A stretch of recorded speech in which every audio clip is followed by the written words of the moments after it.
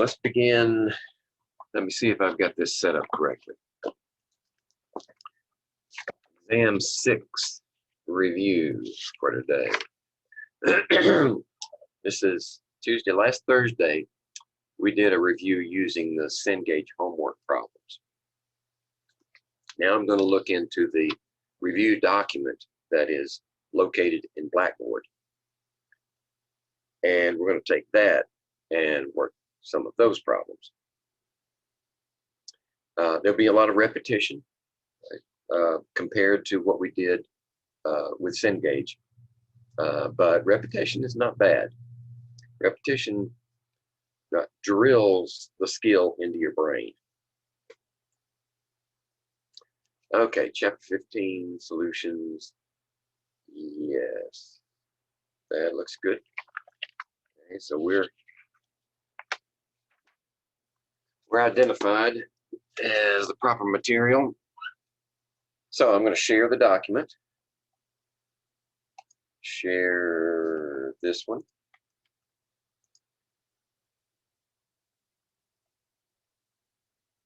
There it is. Okay, and I think there we go. Okay. So let's just start at the top. And when we run into some duplicates, there's a fine difference, or I think something that needs to be said, we'll work duplicate problems. Otherwise, we'll just work unique problems and move on from there. Number 1.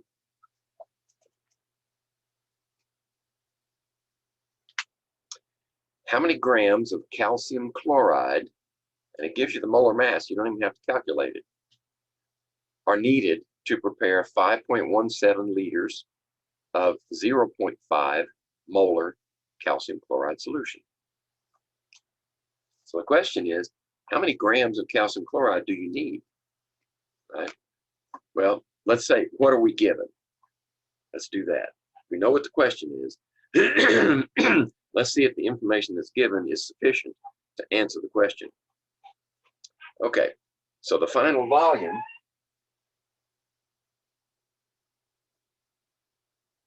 is going to be 5.17 liters, and the concentration of the solution is going to be 0.5. So the molarity of the solution is going to be 0.500 molar. And the compound, of course, is calcium chloride with a molar mass of 111 grams per mole. Okay, that's everything that we're given. And the question is, how much mass of that compound do we need to make that solution? All right, what's the definition of molarity? The definition is moles in per unit volume, which in this case has to be liters. Okay, the volume is given there. The final volume of the solution is 5.17 liters. That's given. We've got that. What we need is, well, we've also had molarity, 0.5. We know that one. So the only unknown is moles. Moles is not grams, is not mass, but it's the first step on the way to mass, because we know the relationship between mass and moles. So we solve this for our unknown, which would be that.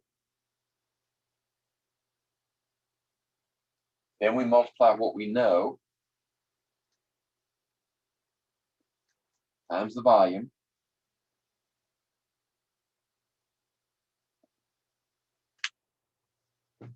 And the number of moles will be exactly half of 5.17.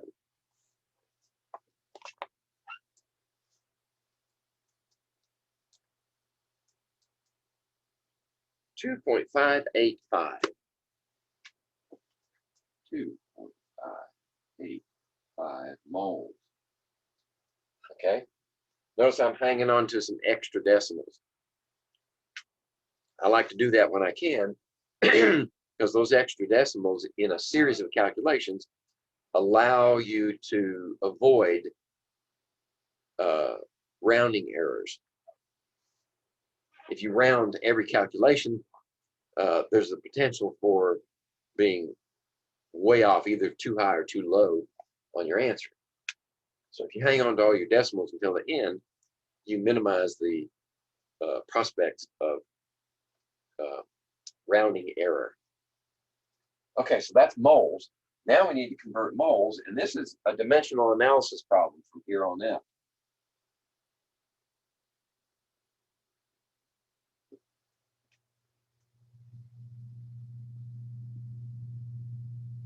Right? Moles cancel.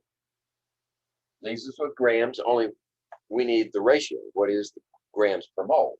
It's 111. Actually, it's 111.0. Okay.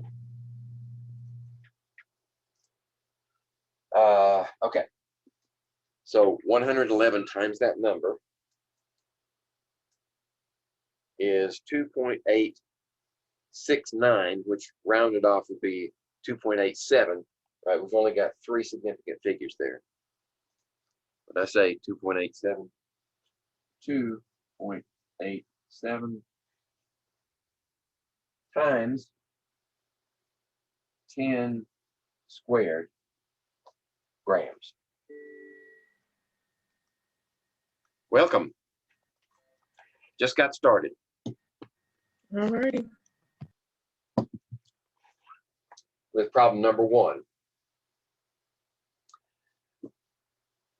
Okay, so we know that that answer should be B. 2.87 times 10 squared is 287 grams.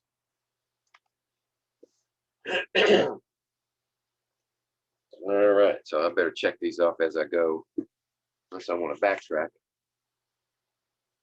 Here we go. And before I forget, attendance, there we go.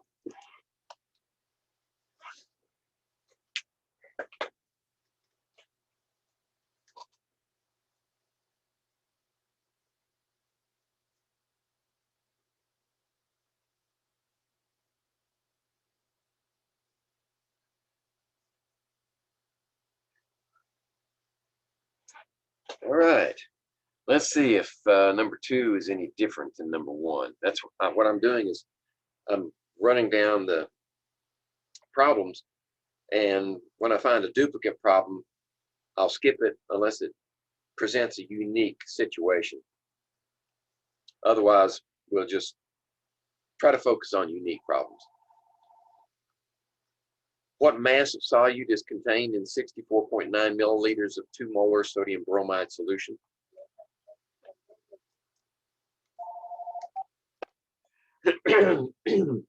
I think that's worth looking at. Okay, so what are we given? Well, we're given volume, 64.9 milliliters. Actually, what's the question? The question is, what's the mass of solute? So what's the solute? The solute is sodium bromide. And unless we say otherwise, the problems that we're going to work in this chapter this semester are all aqueous solutions. So you can always assume that the solvent is water. So we've got sodium bromide.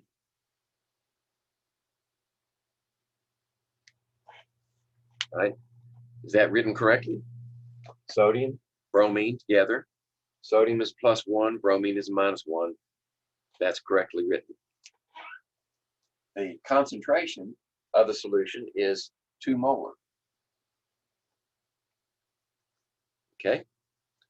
And then we want to know what's the mass of the solute that's contained in that volume. So we want to know mass. Okay, that's everything that's given to us in the problem, plus the question. Now we say, how do we get there? Well, what do we know about concentration? We know how to calculate molarity. Right? Molarity is moles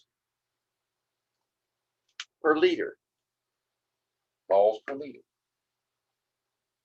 That doesn't give us mass, though, but it does give us moles, and we know how to go from moles to mass. So let's find out how many moles that is first. All right. Let's solve for what we need. We need the moles. Molarity times volume. Okay. So what's the molarity? It's 2.00 molar. What's the volume? That volume is not in liters. So how many milliliters are in a liter? 1,000. So if we change that to liters, we need to move the decimal place 3 to the left.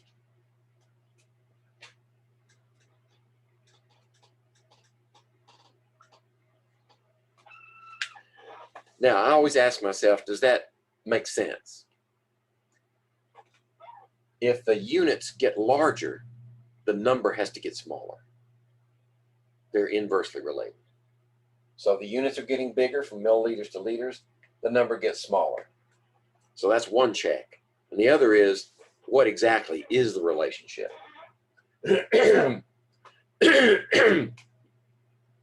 You can do it by moving the decimal if you feel comfortable with that.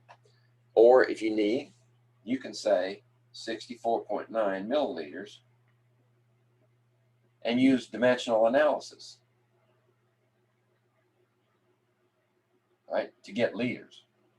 So you have 10 to the third milliliters in each liter, and 10 to the third divided into 64.9 is 0.0649.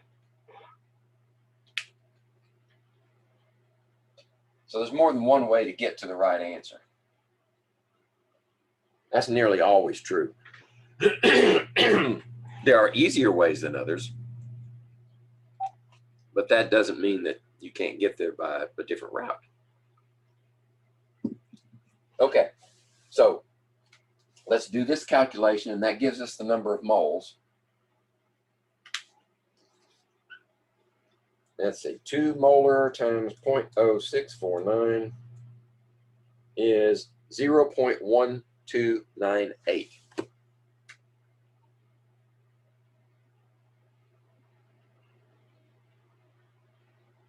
Okay, so now we need to go to mass. What do we need? If we're going, dimensional analysis says if we go this many moles and we want to end up with grams, then we need grams on the top and moles on the bottom. And I've said it before, anytime you've got grams and moles in a quotient like this, one divided by the other, doesn't matter if it's this way or that way.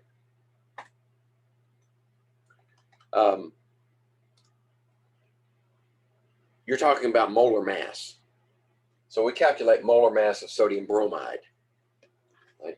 Sodium is 23. You have to go to the periodic table, 23. And bromine is 79.90. Add those together, and you get 102.90.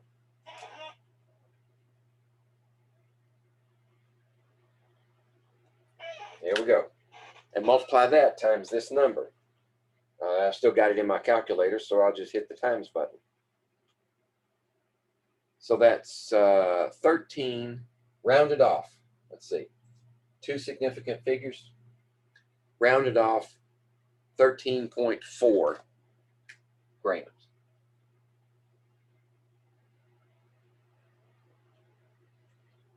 Okay. And that looks like it's B. Right there.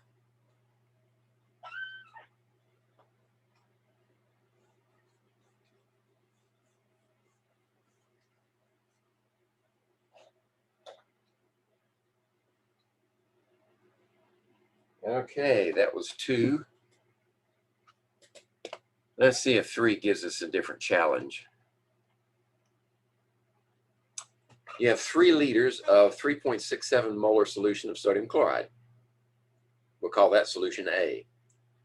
You also have 2 liters of 2 molar solution of silver nitrate. That's solution B. If you mix these 2 solutions together to make a third solution, calculate the concentration and molarity of silver ions in solution C, in the final solution. This one, I think we need to come back to, because that requires lots of effort. So I'm going to circle that one. We'll come back to it. I know we've got plenty of time. I want to get some basic stuff out of the way. How about 4? 4 looks like it would be a stepping stone. The molarity of chloride in 110 milliliters of a solution containing 3.22 grams of calcium chloride is, and then your answer. So we're looking for the molarity of chloride ion.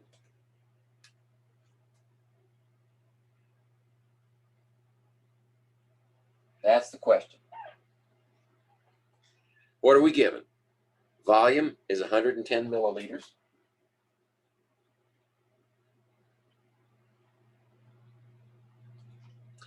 And the solution contains 3.22 grams of calcium chloride.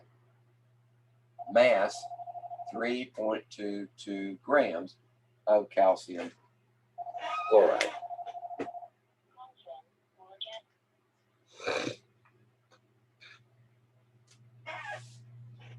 Okay, that's everything we're given, and we're going to go for molarity. All right, what do we need to know? Well, in order to solve molarity, we need moles per unit volume. But normally what we do is calculate moles of this compound. That would be the molarity of the compound. Okay? Which we need to do on the way to this answer. Just recognize that once we get the molarity of that compound, that's not the molarity of chloride ions. But we are going to do that. So, what is the molarity here? Well, we need to find out how many moles of that there are. And if we go back up, we were given molar mass here of calcium chloride is 111. So we'll go ahead and use that one.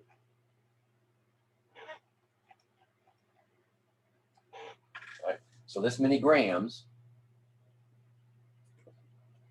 is going to be converted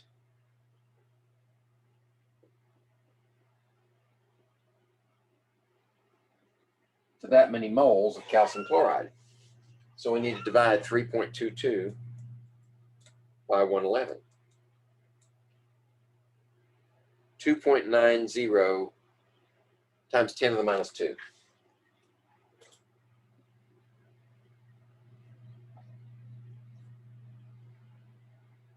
Moles. Okay, so now we have that part. 90 times 10 to the minus 2 moles.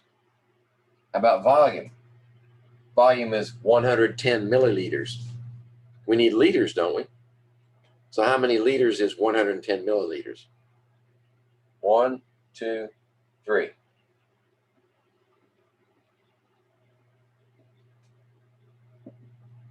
So we divide that number by 0.11. And I get 0.2637.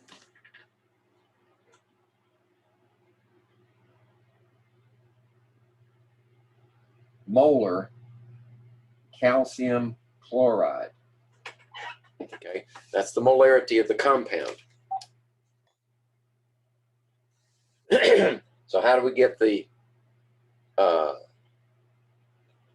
molarity of the ions? It's a dimensional analysis problem. 0.2637 molar calcium chloride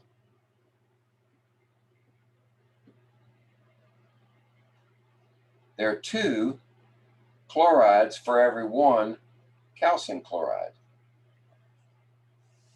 So we just multiply 2 times this value, and that gives us the molarity of the chloride ions. 0.5, we're going to round this one off. 3 significant figures. 0.527 equals 0.527 molar chloride. All right, and close enough. 0.528. See, there was a rounding error in there somewhere. Or a different value of molar mass was used. Okay? That was number 4.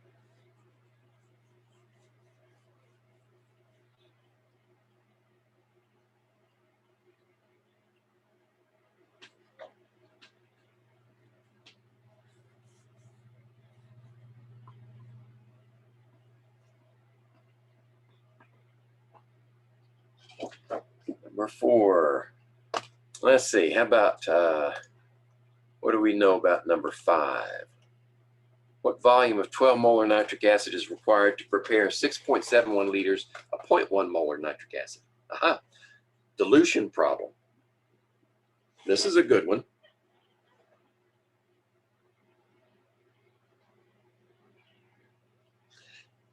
All right, what do we know? What's the question? What volume of 12 molar nitric acid? Now, when we're doing a dilution problem, we're going to have 2 volumes and 2 molarities. One of them is going to be concentrated and one of them is going to be dilute. So what is the 12 molar? 12 molar is concentrated nitric acid.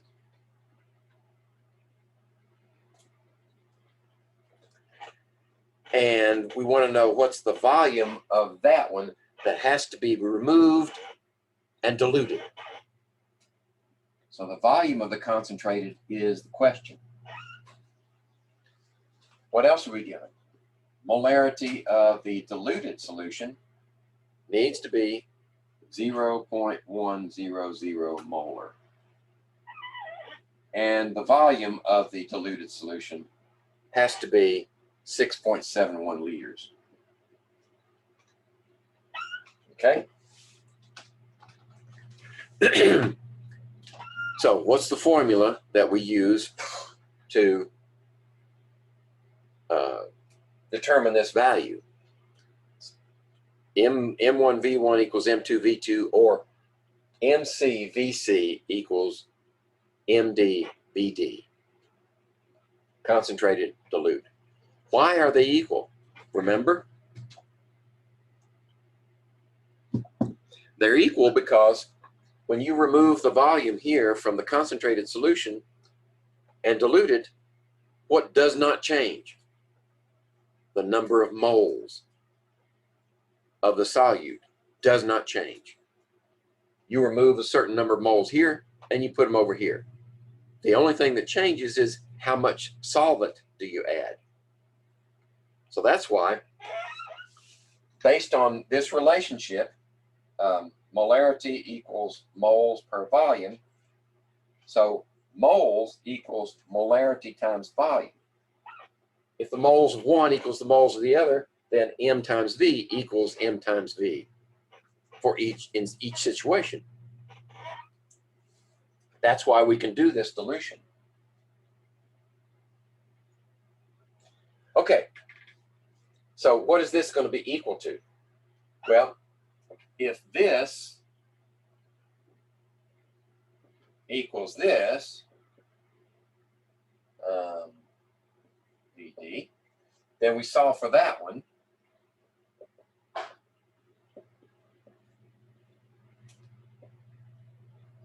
Like that. So that means this one is going to be equal to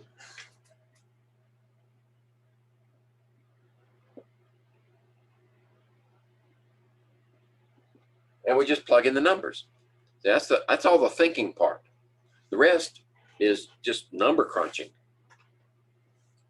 So this one is going to be, and it's important to put these things on the board next to the variable that they are assigned. If you don't do that, you run the risk of plugging these numbers in the wrong place. And obviously that gives you the wrong answer.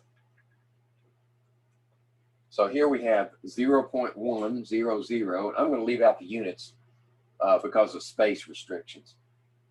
Volume here is 6.71 divided by MC 12. Okay, so now we just have to bang those numbers together.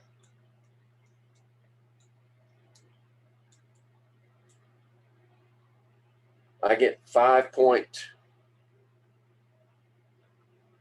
let's see, rounded off to 3 significant figures. 5.59 times 10 to the minus 2.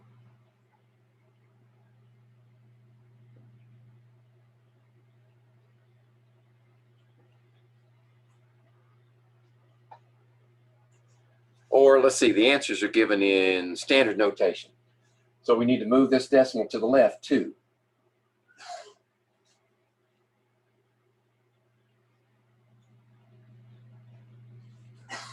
That's right, 1, 1, 2. So it should be A. Okay?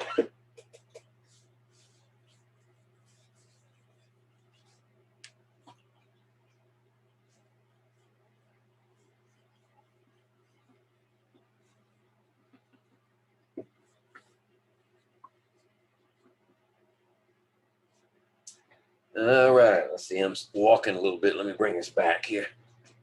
There we go. All right, that was 5. Let's see.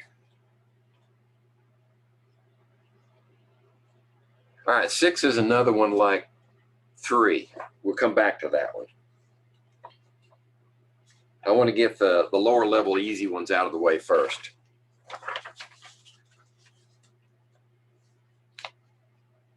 Let's look at 7.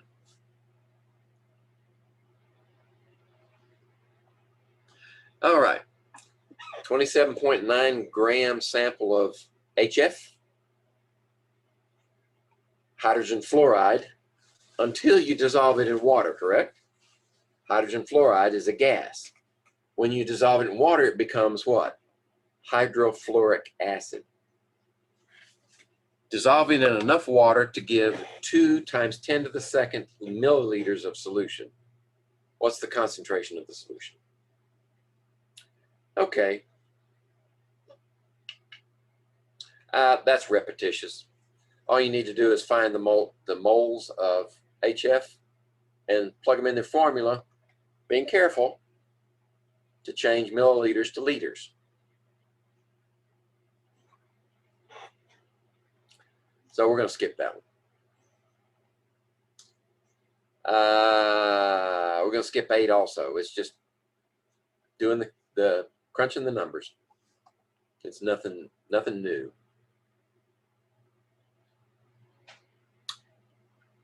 Okay. Let's do number 9.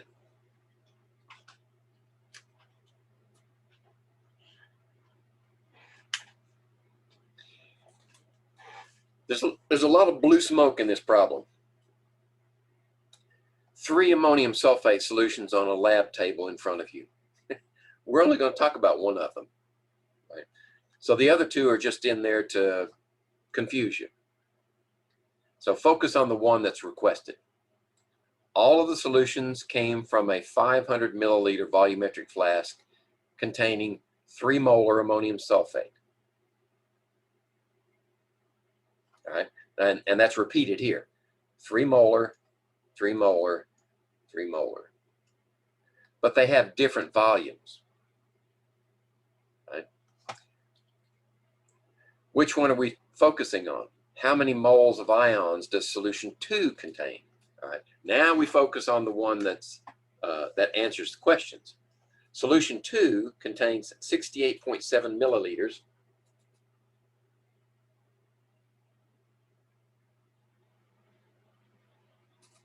And a concentration of 3 molar.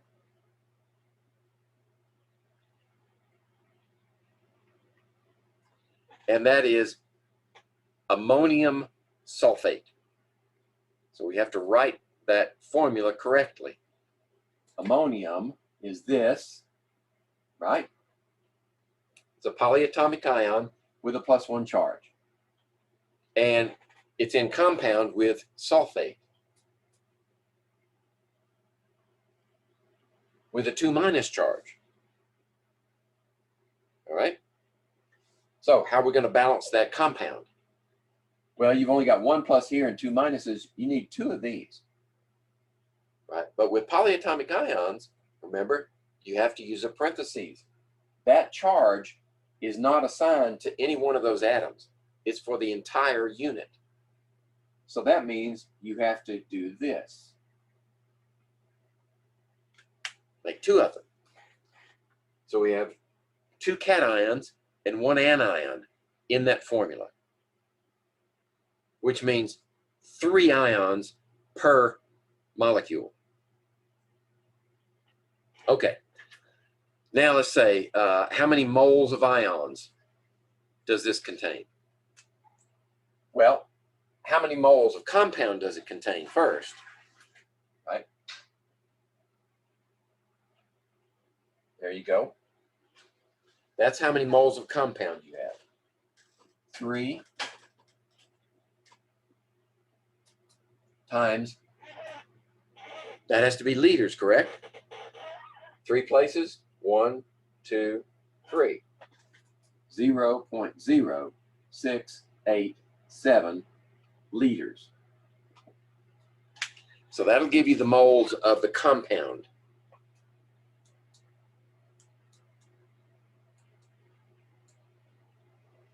Uh, 0.2061.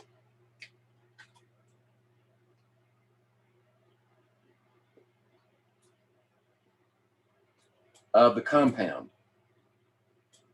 Okay. Now the question though is asking how many moles of ions. So if we have this many of the compound, what's the relationship? Dimensional analysis again. For every mole of compound, you have 3 moles of ions.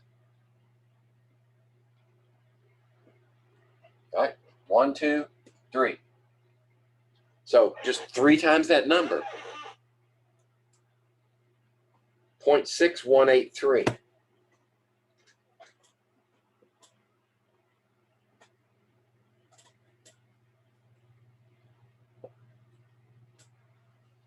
Actually, we've only got 3 significant figures, so we round it off. 0.618. And there's your answer. Okay?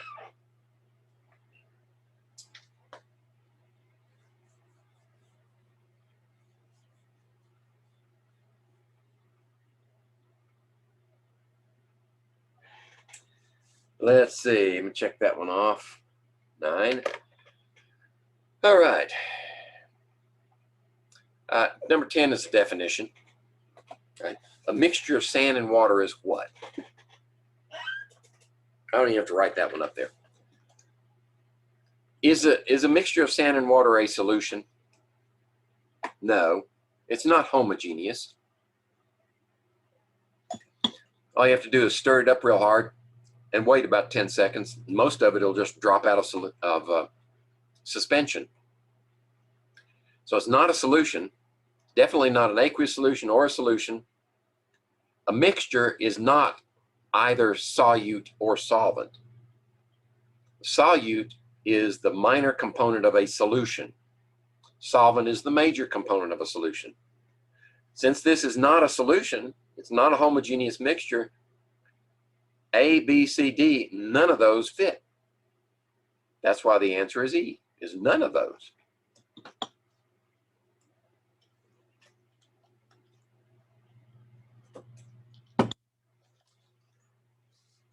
Right. Let's see, does number 11 hold any pearls of wisdom? A chemist needs 225 milliliters of 3.1 molar HCl, hydrochloric acid. What volume of 12 molar HCl must be dissolved in water to form this solution? All right, we've done that one. You just have to be careful. Use the formula, right? Molarity equals moles divided by volume, and be sure that your volume is in liters and you have molarity. That way the answer will come out in moles.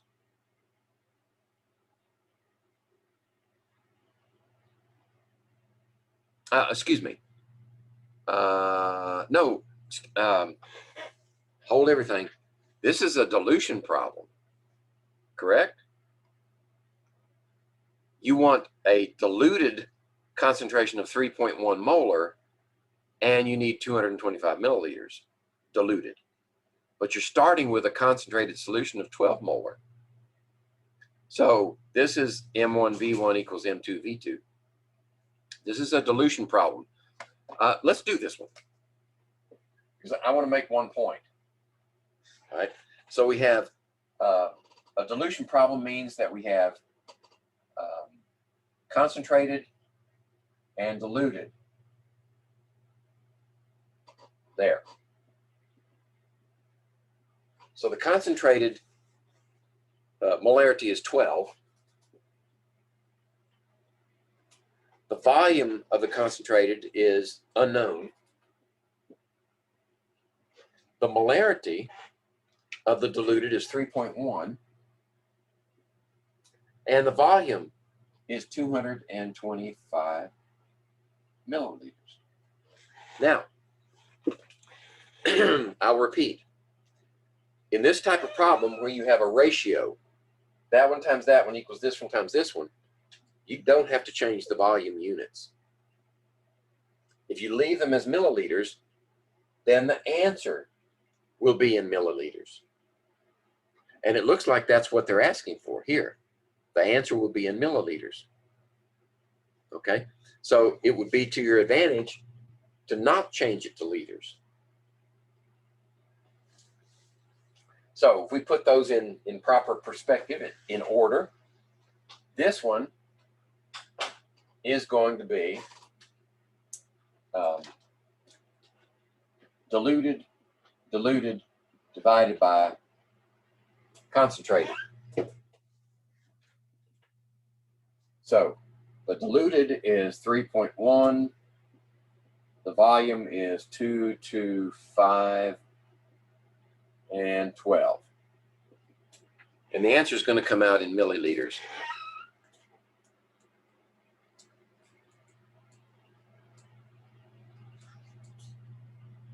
So I get 58.1. Actually 58, because that's two significant figures.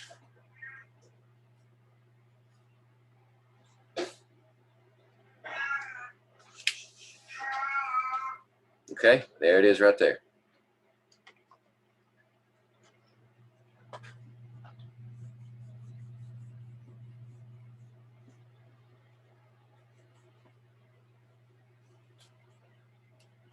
Okay, that was 11. Turn the page and let's see what 12 has to say. Let's see, what volume of 17.4 molar of sulfuric acid is required to produce 12 liters of 0.156 molar? We've done that one before. That's a dilution problem.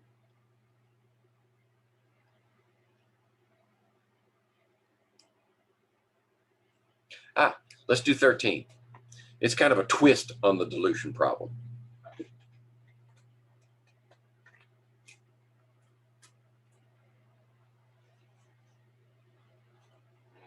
Okay. So you have 250 milliliters of 4 molar sucrose, I assume, sugar, table sugar.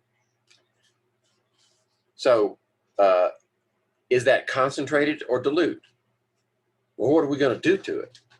We're going to add water to it, right? So this is as concentrated as it's ever going to be, 4 molar. That's the concentrated molarity.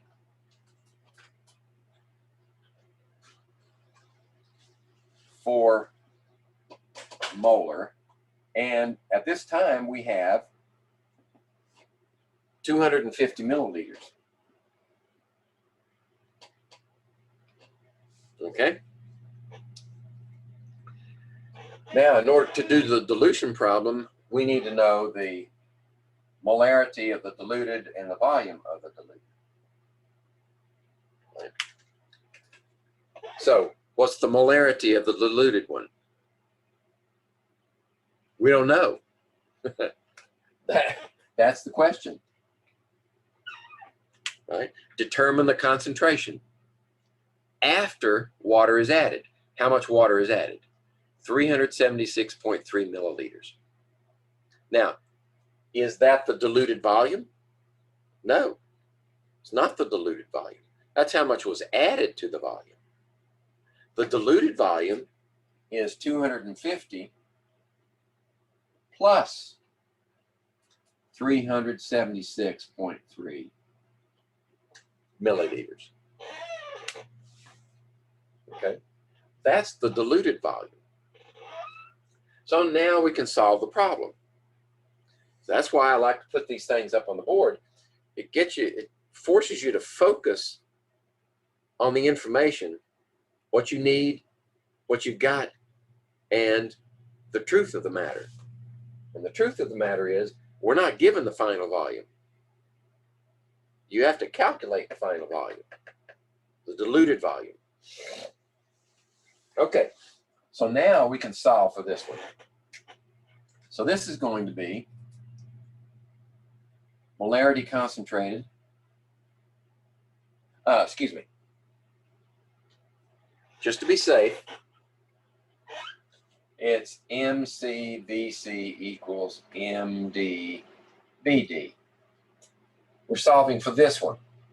So we're going to have MCVC divided by VD equals MD. Okay, I just want to be careful. Be sure we get it right. MCVC over M. Oh, excuse me. That's not right. See? I want this one to stay over there. VD.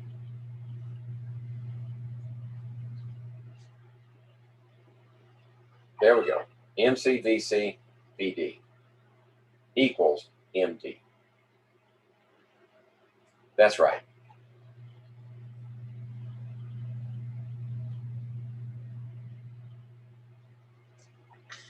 Okay, now we just plug in the numbers. So concentrated is 4. Volume is 250 milliliters. Remember, we don't have to change the milliliters. They're going to cancel anyway. So what is this value? 250 plus 376.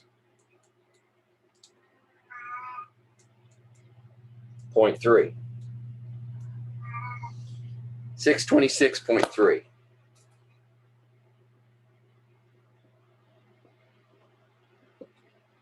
Okay, that will give us the molarity.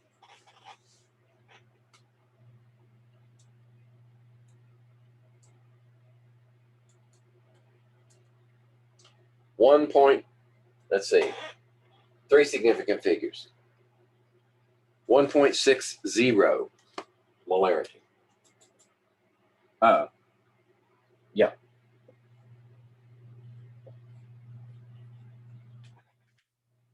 Okay, and there it is right there. All right, that was 13. Let's see, does 14 shed any light on a new subject? You have 2 hydrochloric acid solutions labeled solution A and B. Solution A has greater concentration than B. Which of the following statements is true? Okay, we can do that.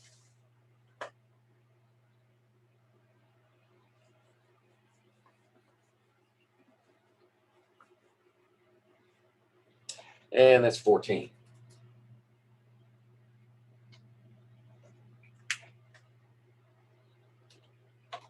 Solution A has greater concentration than solution B. All right. Solution A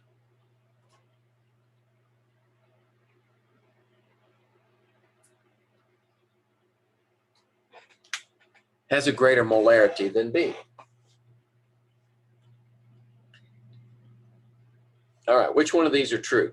Well, let's look at the selections. Do we have any that are compound selections? At least two of the above statements are true. Or E, if you have equal moles of hydrochloric HCl in both solutions, B must have a greater volume. Okay, so those are kind of out of order. This one should be the last statement, so that all of the above would include E. So we have to consider A, B, C, and E to see if two of them are true or if only one of them is true. Okay, so let's look at A.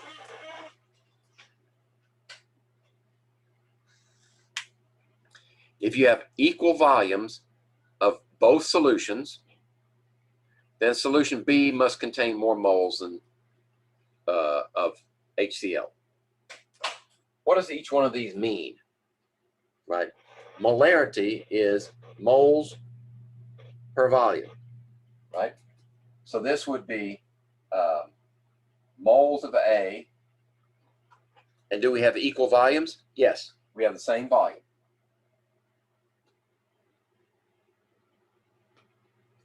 So those two V's are equal, right? So this term is greater than that term, but they're saying if with equal volumes, solution B must contain more moles of HCl. It can't. If V is equal, I mean, if this term is greater than that term, and these two are equal, then that one has to be bigger than this one. Moles of A must be bigger than B. So A is false. Can't be.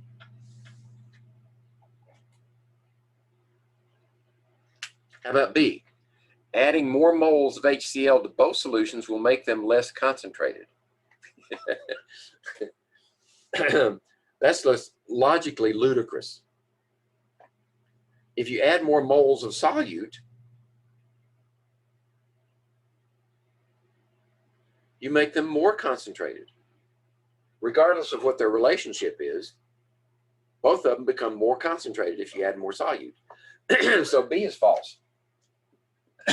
How about C?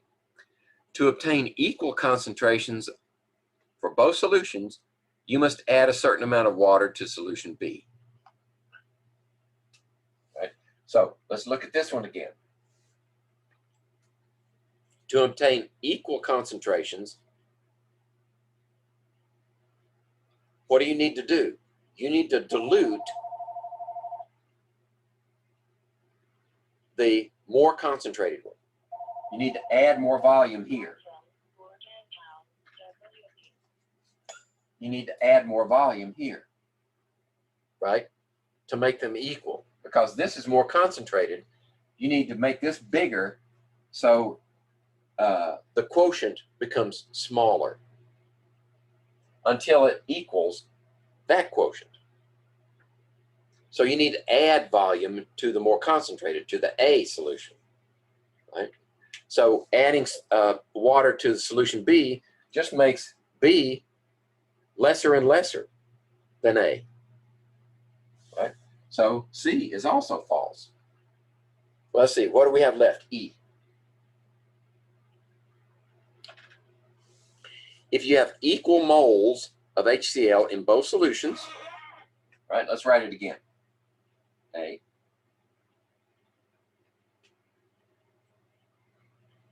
Now in this case, we don't know what the volumes are, right? A said they were equal volumes, but E doesn't specify. If you have equal moles of HCl in both solutions, solution B must have a greater volume. Is that true? if these two are going to be equal, then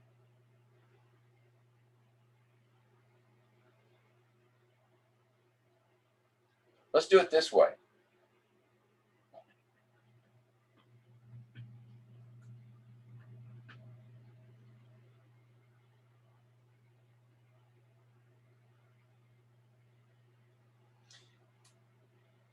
If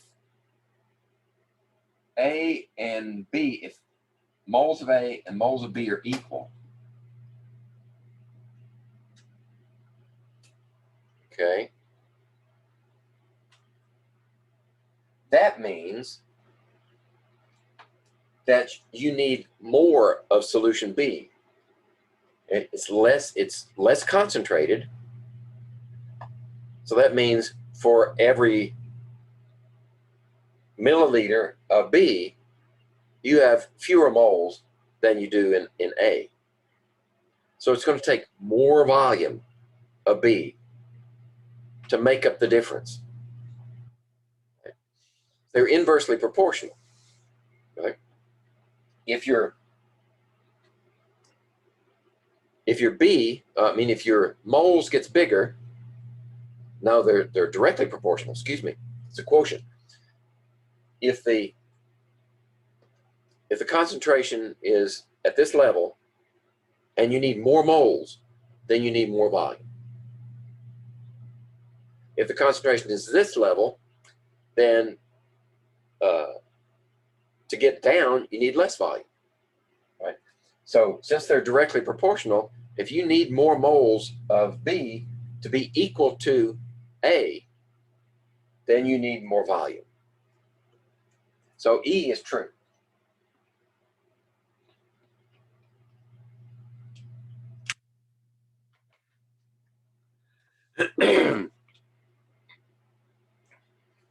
All right.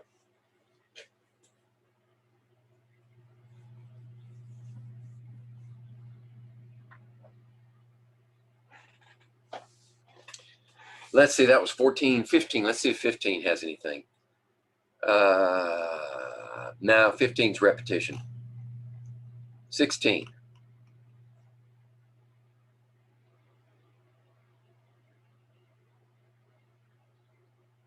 Okay. This is not molarity, right? This is a different expression of concentration. So let's do this one. 16.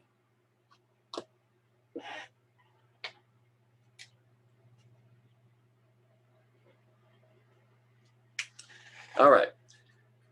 You have 116.9 gram sample of nitric acid solution. So you have total mass of the solution that you possess is 116.9 grams. And that's a nitric acid solution. Okay. You're also told that it is 70% HNO3 by mass. So the concentration is 70% mass. Why do we say mass? Because this mass is the solute and this mass is the solution. Mass. So what does that mean? Well, that means 70 grams of HNO3 per 100 grams of solution. Okay? We could put it in fractional terms, or we could use it like that. Let's use it as is. So what we want to find out is how many moles of HNO3 do you possess?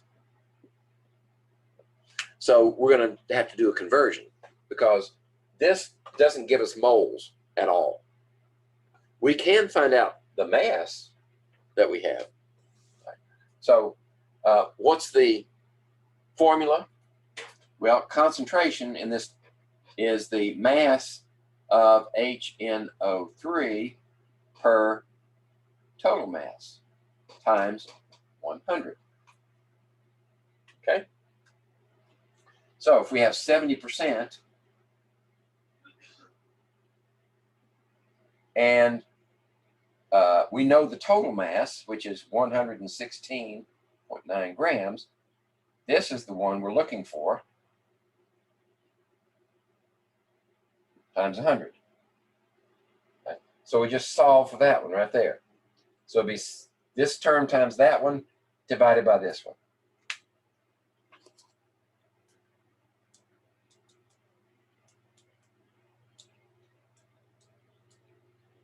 So I get 81.83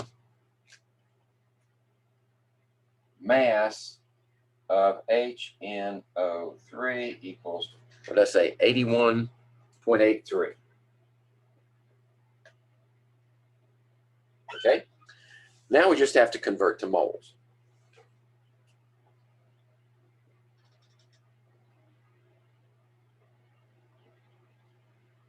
So we need the molar mass of nitric acid.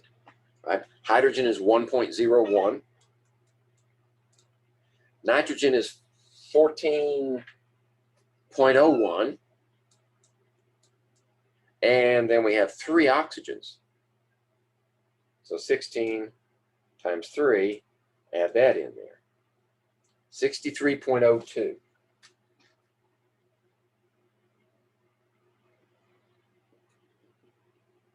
And divide that into 81.83. Round it off to,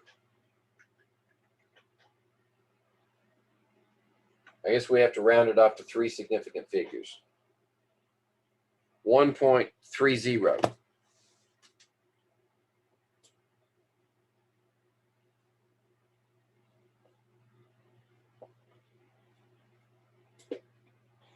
Let's see if the answer comes even close. 16, there it is right there. Okay, 70% nitric acid is what I used to use in the laboratory, concentrated. It's very dangerous. And when you open the bottle, it will fume. It's that concentrated.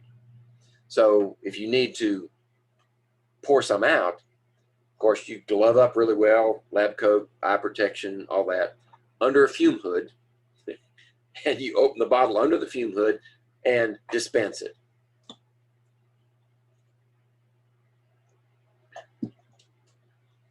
If you breathe any of those fumes, you'll know it. They'll choke you.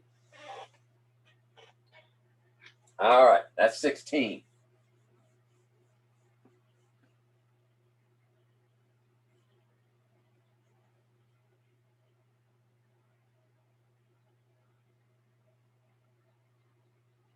Okay.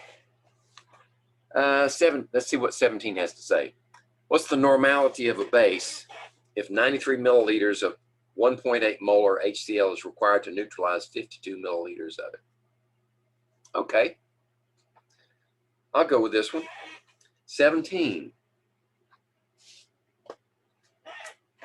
All right, 17. All right, first of all, what do we mean by normality? Normality, that's not nitrogen, that's normality. Actually, when the publishers are able, they write normality as kind of a italic to try to distinguish it from nitrogen. Normality is the number of equivalents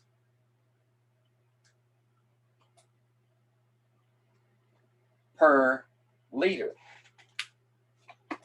Now, what's an equivalent? Equivalent is essentially either hydrogen ions or hydroxyl ions, because normality is used, I could say exclusively. I don't know of any other use for it, except in terms of acids and bases. Right? So it's either and we haven't covered acids and bases yet, and that's unfortunate. But an equivalent will be either that or that. And when these react together, right? They give you water. Right? 2 hydrogens, 1 oxygen, you got water. So how do you determine the number of equivalents? Well, 2 things.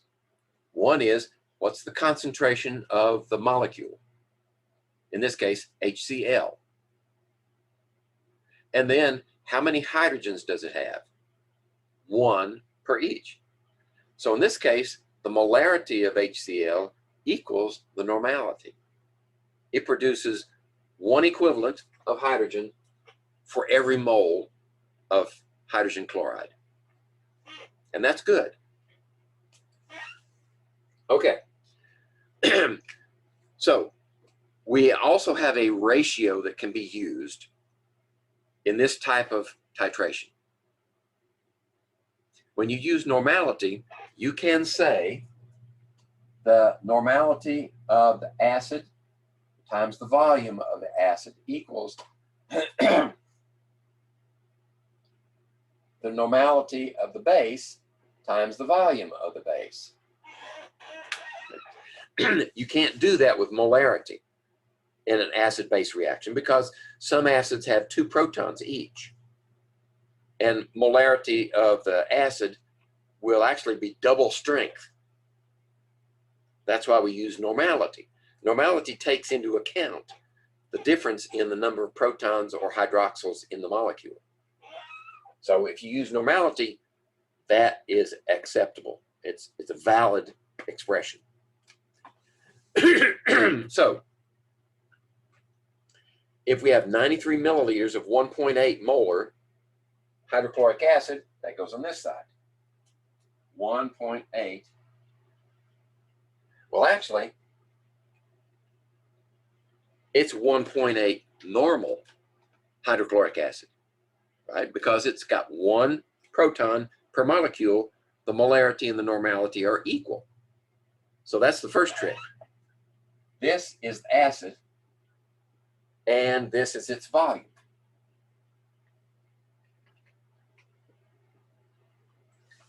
And notice with this ratio, it's like the dilution ratio. You can leave that as milliliters. And then this volume will be in milliliters also. Okay? So what's the volume of the base? 52, excuse me, 52 milliliters. We don't know this one.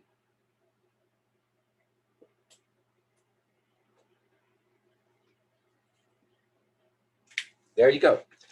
Now that's the hard part. That's the thinking part. The rest is number crunching. 1.8 times 93 divided by 52. 3 significant figures. 3.22.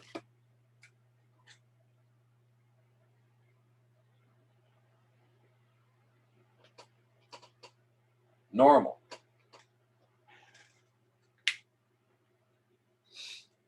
Well, they rounded it off to 2. Oh, 1.8, excuse me. That's correct. 1.8, that's only 2 significant figures. 3.2 normal is the concentration of the base.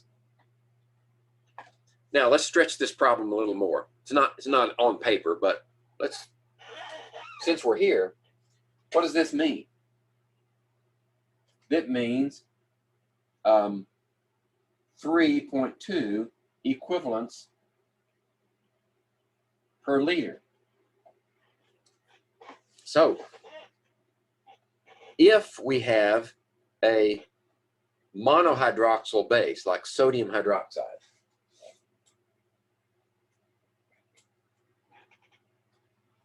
then this is also equal to molarity because you only have 1 hydroxyl.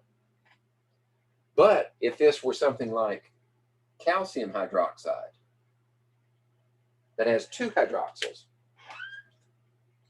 then what would the molarity be of that calcium hydroxide?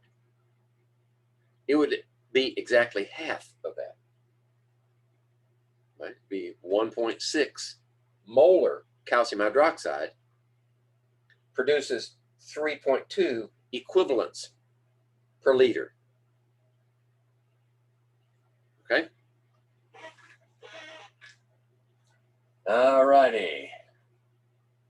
That was 17.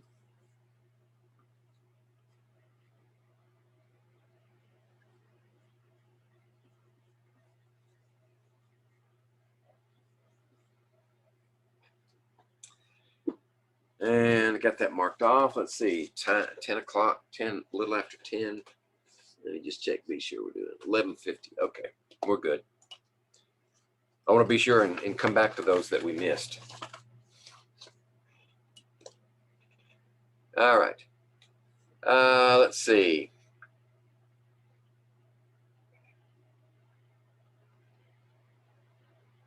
We'll come back to 18 also. 19. We did one of those before. We don't need to do that one again. 20 is a repetition.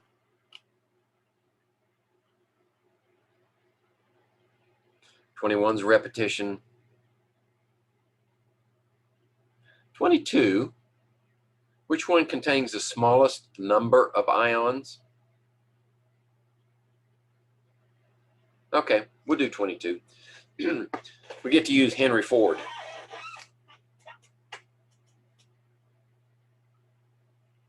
All right, so we have at least 2 of the above contain smallest number of ions.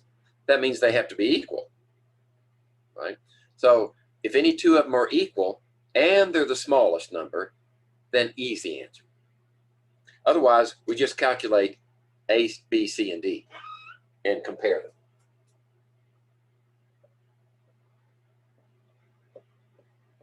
Okay, 246.8 milliliters. Milliliters. These are all milliliters here. 539.8. 305.6. And 189.6. All milliliters. Of what?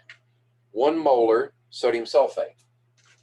1 molar sodium sulfate. Is that written correctly? 2 minus, 1 plus, need 2 of them. 1 molar lithium nitrate.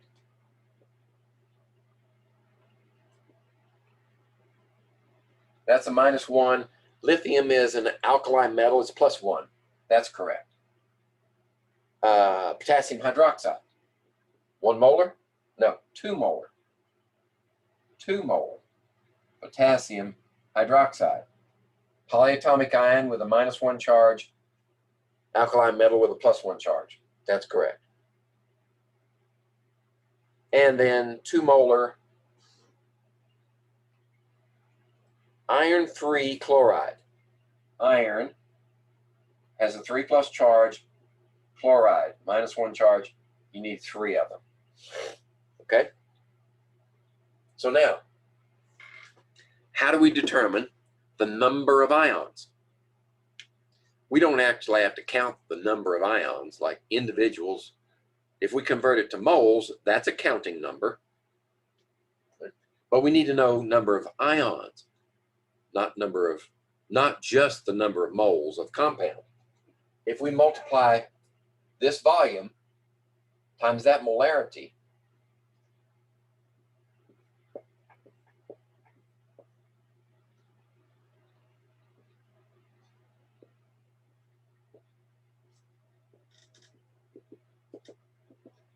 we get millimoles.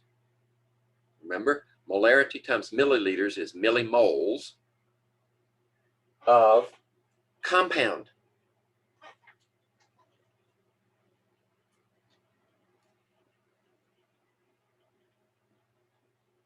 But we also want to convert compound to ions. So we need a conversion factor for each one that converts compound to number of ions. So for each mole of compound, how many ions do we have? 1, 2, 3. 1, 2. 1, 2. 1, 2, 3, 4.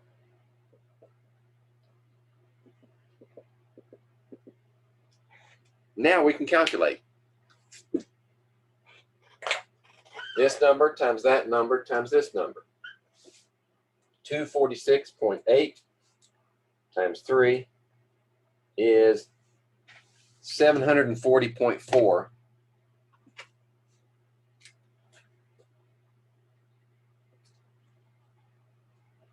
millimoles. Right? Millimoles is a counting number, and we only need to compare to see which one's the smallest one. So 539.8 times 2. 108.0.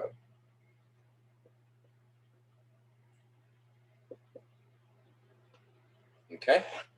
305.6 times 2 times 2 again, which is 1,222 millimoles. And 189.6 times 2 times 4, 1517. Okay? So the smallest number of ions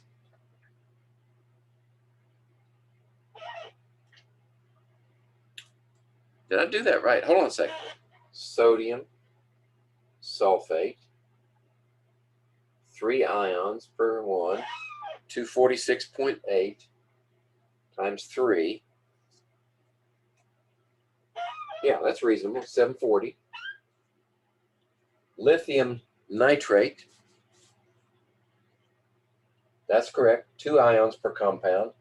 1 molar, yes, 539 times 2. Oh, my mistake.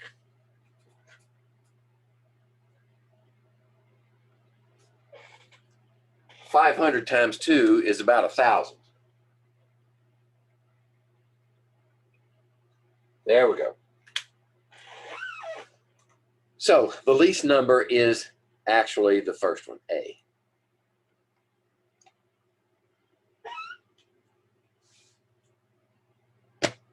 I have to stay in touch with reality.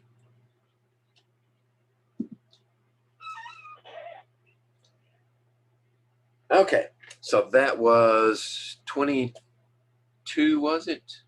22, okay.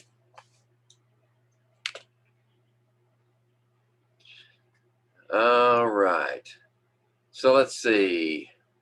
Now we've done 23, 24.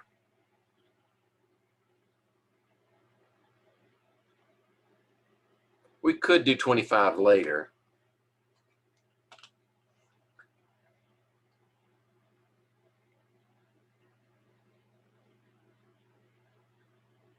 Okay, 26 is 26 is like that earlier one that we skipped. So we'll come back to it.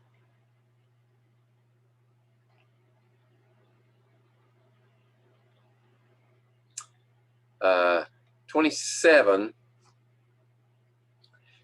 is kind of a reverse of the earlier one where we had to add the volumes together. In this case, if the final volume is 0.4142, as after several days, the solution you find is now 0.4142 molar instead of 0.25. It has become concentrated, correct? So it had to lose solvent by evaporation. How much evaporated? So you find the final volume and you subtract it from the beginning volume. That's how much evaporated. I'll let you do that one on your own.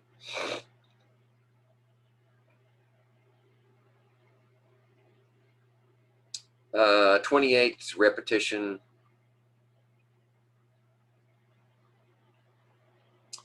Uh, 29 is dimensional analysis. Maybe we should do 29.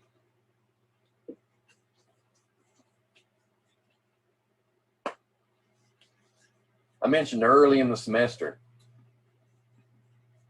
that a large part of chemistry can be accomplished with dimensional analysis. Just keep track of your units. As long as you're not violating any chemical principles, then the math holds true. So let's say we have a nitric acid solution, 29.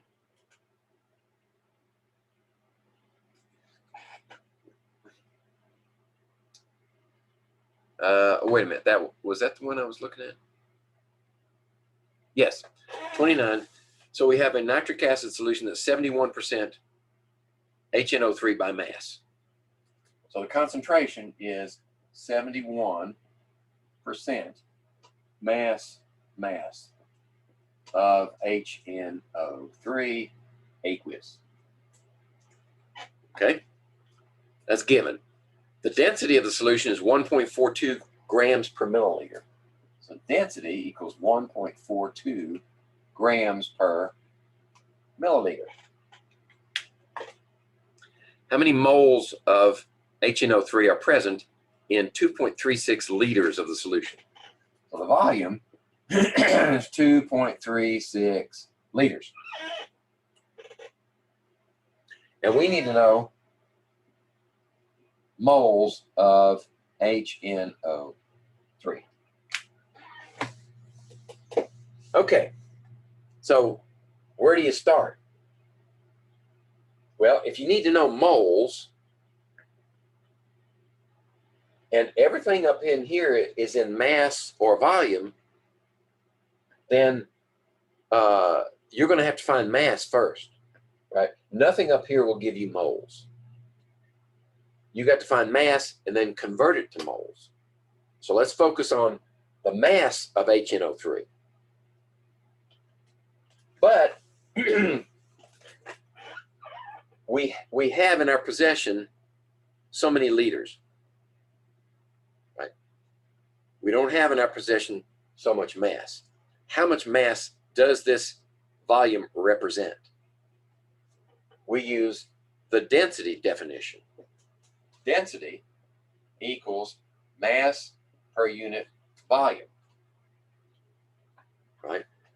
Density is in terms of 1.42 grams per milliliter, right? So our volume has to be in milliliters. So how many milliliters is that many liters? Well, move the decimal place to the right, correct? If the unit is getting smaller from liters to milliliters, then the number has to get bigger. So you go to the right 3 places. So that's 1, 2, 3. 2,360.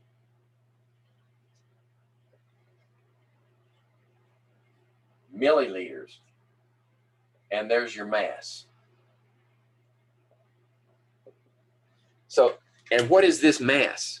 This mass is the mass of the solution. That's the density of the solution, not the nitric acid. So we need to divide 1.42.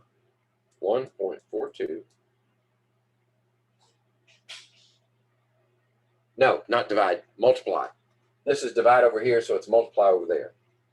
2360 times. So 3.351 times 10 to the third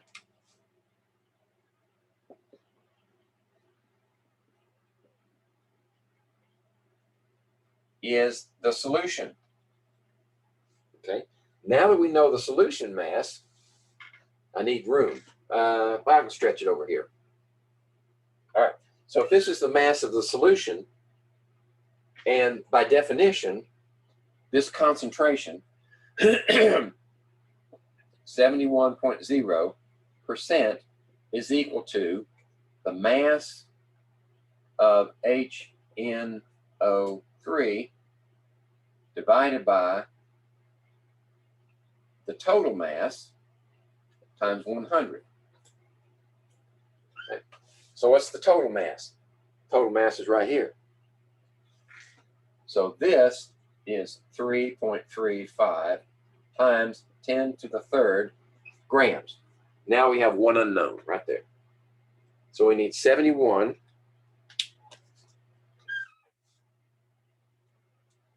times this number and divided by 100. That's 2.379 times 10 to the third.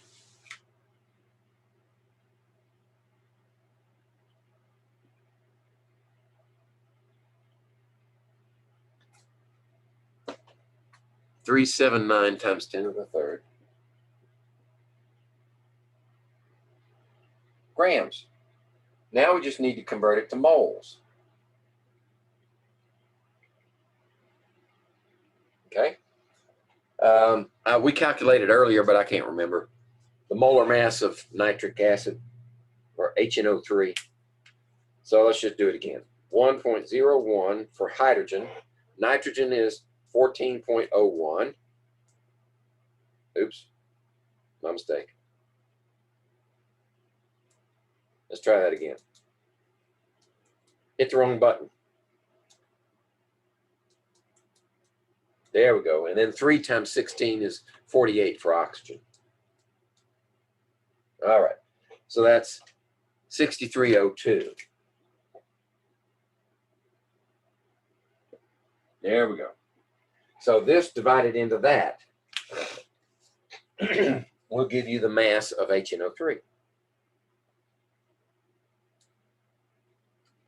37.8 grams.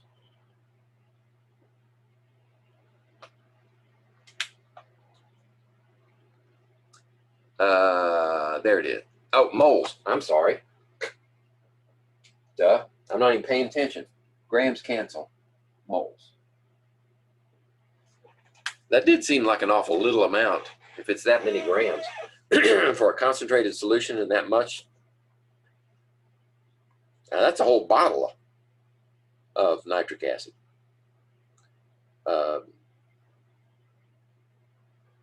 Concentrated nitric acid usually comes in a 2.5 liter container. So some of that's been used. And what you got left in there is 2.36 liters.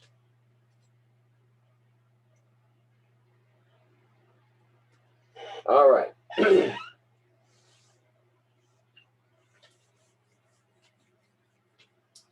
That was 29.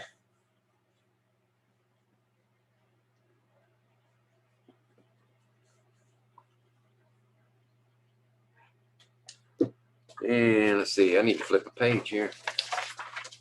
29. I'm going to use my hard copy and look ahead a little bit. I want to be sure we don't miss anything. A lot of this is repetition.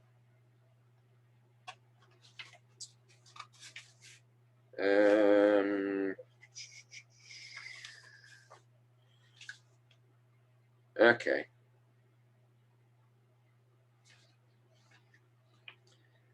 So we do get into some. I'm going to skip ahead.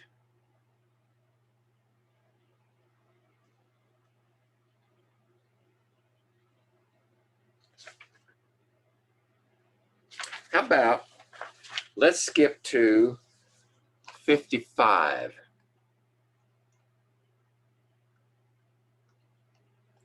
And do a titration. Excuse me. There, 55.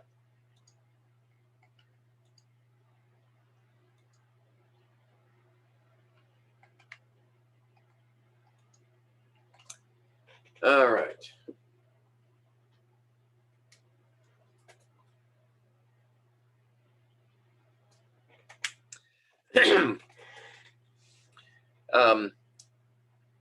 So what actually happens in this reaction, we've got this so many grams that you accurately weighed. Actually, I would expect more decimal points, but that's okay. 1.61 grams of this solid acid, HC5H5O. Actually, that looks like phenol, right? Like this. Each one of these is a carbon. And then you've got alternating single and double bonds. And then you have this oxygen out here with a hydrogen attached. Now, it's a very weak acid, but it still can be treated as an acid. Oh, and you also have hydrogens here. But those hydrogens are not acidic. You can't titrate those. This is the only one that you can titrate. But that's neither here nor there for a beginning course in chemistry like this, a survey course. But we're going to take that as our acid, and we're going to put it in solution, and then we're going to add 11.61 milliliters of sodium hydroxide solution. And the reaction is given here as sodium hydroxide plus C6H5O yields the sodium salt of that acid, C6H5O, plus water. We're going to cover acids and bases 2 chapters from now. We're going to do gases next, and then we're going to go to acids and bases. So this won't be new to you when we get to acids and bases. All right, so we can treat it as a simple stoichiometry problem. 1.61 grams of this. It's actually in solution, right? You don't get a reaction like this with a solid. Well, you could, but it's better if it's in solution. So we put that in solution, and it doesn't matter how much the volume is because the amount stays the same no matter what the volume is. And then we're going to add 11.61 milliliters of this solution, which has been determined to be unknown.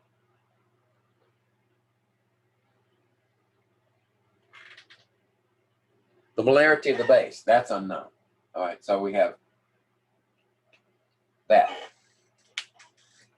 But what we're saying is the number of moles here is exactly equal to the number of moles there, right? If you have one hydrogen here and one hydroxyl, the ratio is 1 to 1. Okay. So how do we proceed to find out the molarity? Well, what does molarity mean? Molarity means moles per unit volume. Okay? If the volume is 11.61 milliliters, then all we need to do is find the number of moles that represents. Okay? And remember, I'm going to use a shortcut here. This is moles per liter, but also millimoles per milliliter will give you molarity. And all you have to do is look at the units and to convince yourself, milli, cancel the millis, moles per liter, right? So millimoles per milliliter equals molarity. Okay, so what we need to know is the moles of this compound, which means we need molar mass. So let's see, how many hydrogens do we have? 6 of them, right? 5 on one side and 1 in the front. 6.06 for the hydrogens. Then carbons are 6 times 12.01. Add that together. And then 1 oxygen. All right. So that's 94.12.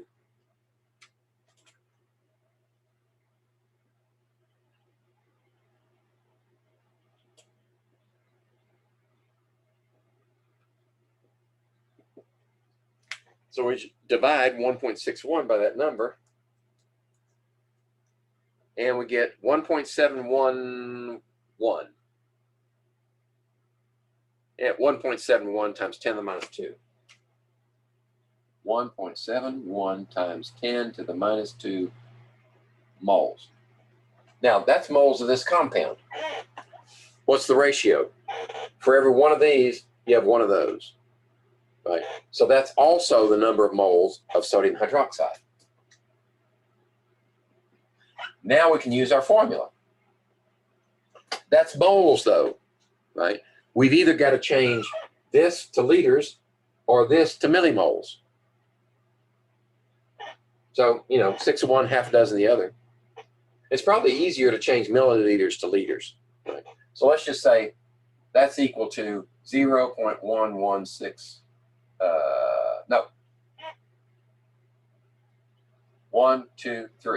0.1161 liters. Okay, now we can do the calculation. Molarity equals 1.71 times 10 to the minus 2. I know I said I was going to use milliliters, millimoles per milliliter, but I think this works better.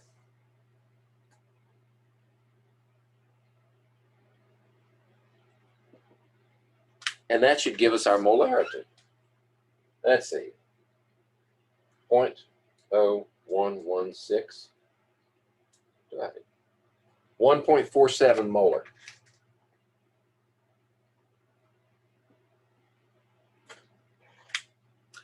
Which is E, right there. Okay?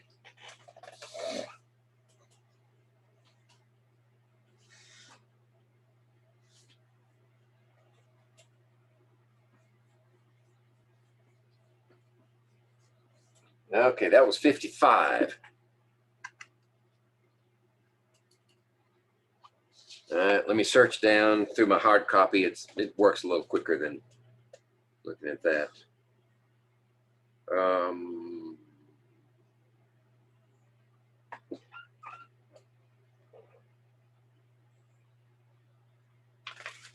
right, I don't want that. That's old stuff. Repetition.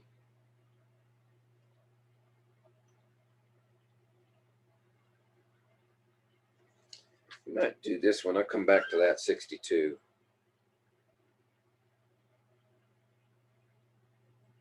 Let's look at 64. This is just a definition. Just to hammer this point home. What did I say? 60.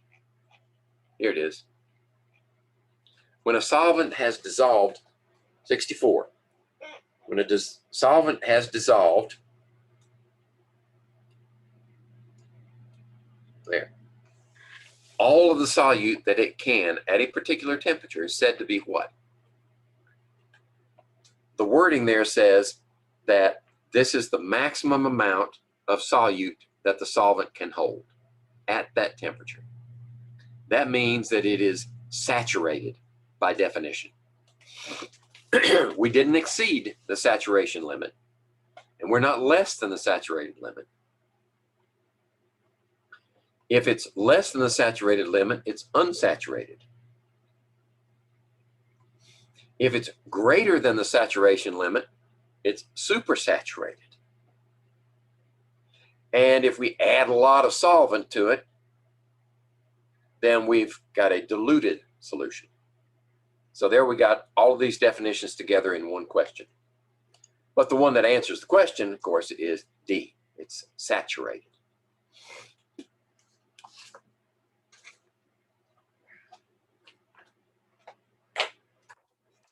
All right.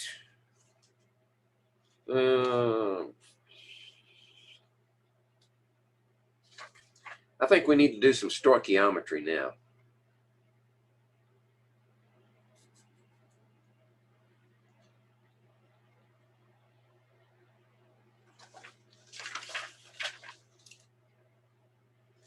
Let's see.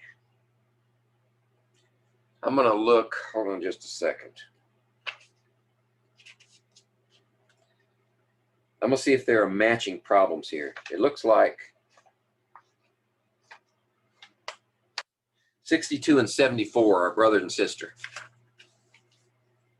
So let's do 62, and then we'll jump to 74 and answer a different question using exactly the same data. Right, so there's 62. Here we go. There we go. 62. I think I'm going to get a fresh marker. That one's starting to get weak on me.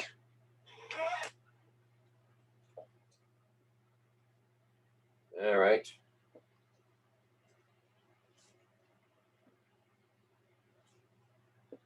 Got to get it started.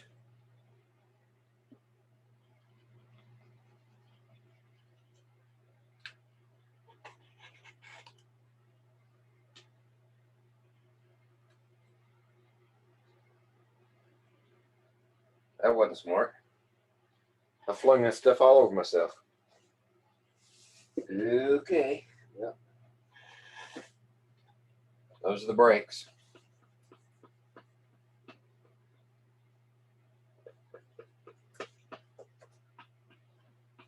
These pants need washing anyway.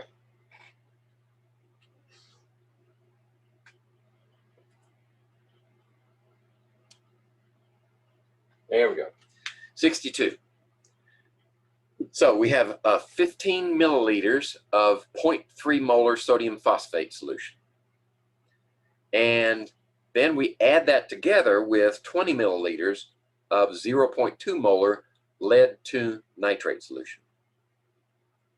What is the concentration of phosphate ions left in solution after the reaction is complete? You know, there's more to that.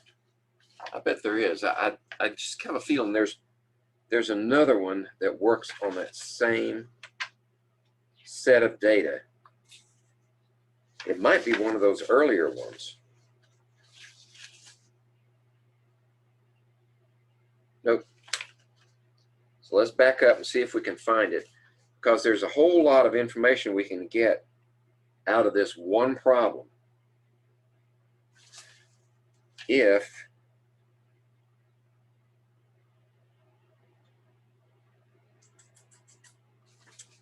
no, I could be wrong.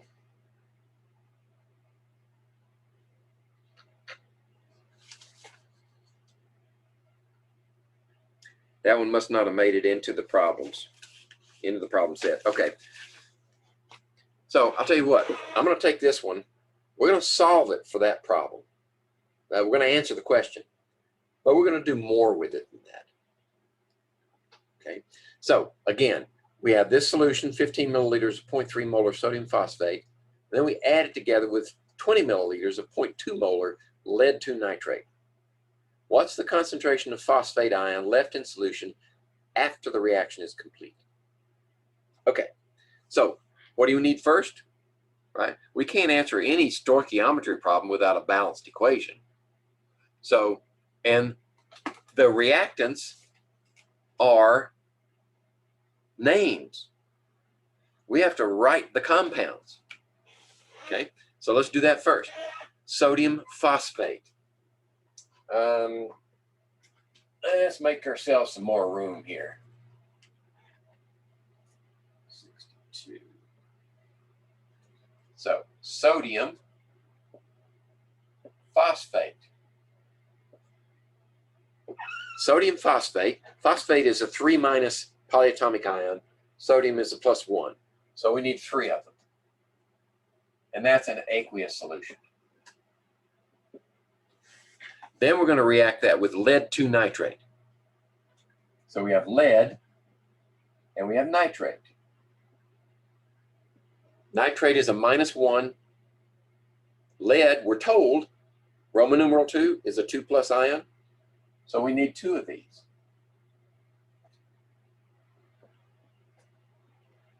Okay? Notice I'm leaving space in here to balance the equation. Right. Now for this reaction, you're not told what the products are, but this is a double replacement reaction. It's one of those where we expect you to know how to write the products. So we double replace. We take sodium and we put it with nitrate. And we take lead and we put it with phosphate. So if we do lead and phosphate together, we have lead, and it's still 2+, and then phosphate is a 3-. So how do we balance that equation, that compound? Cross multiply. 2 over here, 3 over there. Right. So let me get rid of these charges so that we don't get confused. There we go. Now, these are both soluble. What about that one? Lead 2-phosphate. If you look it up in that chart, the back of the review document, and you will have access to this for the exam, you find that you follow lead, you find lead over here, way over here on the right, and then you follow it down until you reach phosphate, way down here, and it's grayed out. That means lead 2-phosphate is insoluble. Plus sodium nitrate. Sodium nitrate is soluble. All sodium salts, all nitrate salts are soluble. Okay, now we need to balance this equation. You can set up your budget, right? But notice that we've got polyatomics here that are not broken apart in the reaction, right? So you can use them as balancing units. Phosphate here, 2 phosphates there. So we need 2 phosphates here, right? 2 phosphates, 2 phosphates. Now we have 6 sodiums. Now we have 6 nitrates. So we need 3 here. 3 times 2 is 6 nitrates. 3 leads, 3 leads. We're balanced. Okay, now we can put in the information that's given. 15 milliliters of 0.3 molar sodium phosphate. 15 milliliters of 0.30 molar sodium phosphate is combined with 20 milliliters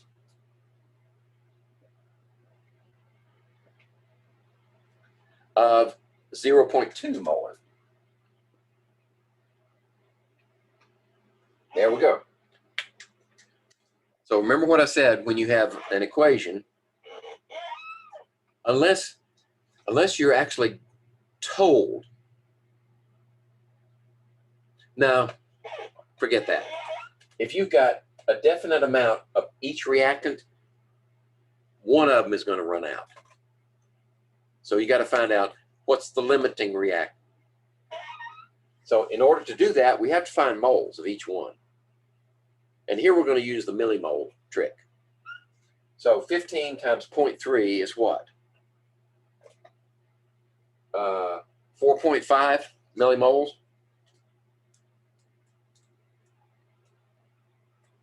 Yeah, 4.5 millimoles. So this is 4.5 millimoles of that compound. This one is 4.0 millimoles.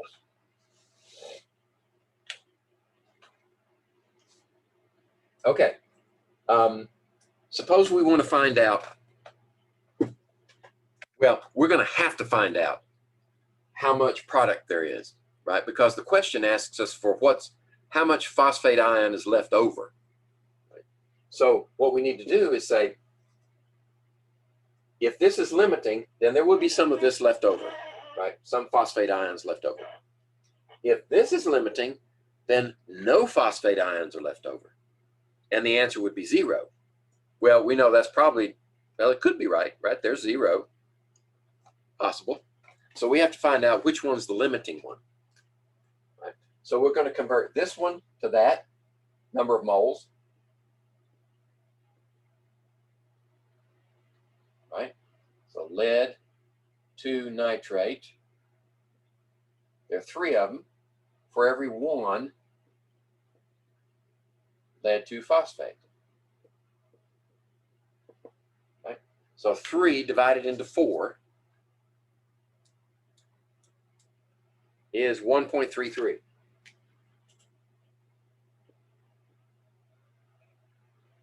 Moles of lead 2 phosphate. Okay, how about this one? If we multiply this one, and we want to end up with lead 2 phosphate, but we're converting from sodium phosphate, the ratio is for every 1 of these, there are 2 of those. So 2 divided into 4.5 is 2.25. 2.25 moles, millimoles.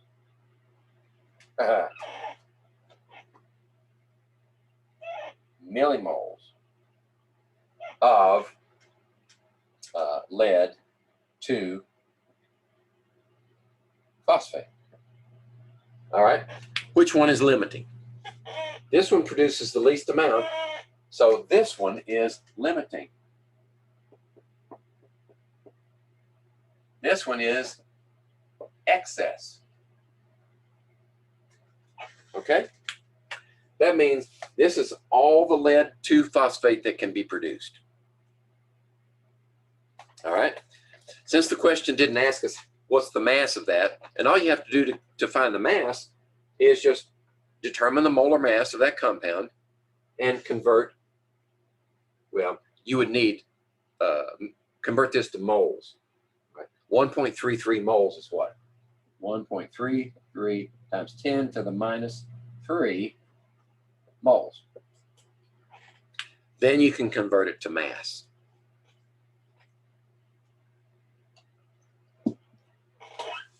But we want to find out how much phosphate is left in solution. How much phosphate do we start with in solution? Right? Well, we start with this many times 2, right? For every 1 of these, you have 2 of those. So we actually have 4.5 of phosphate in solution. That's what we start with. How much did we, the fancy term is sequester. How much phosphate did we sequester in that solid?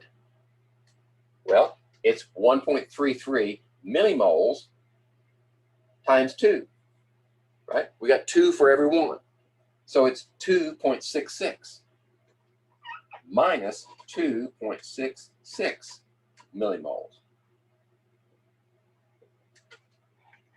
So 4.5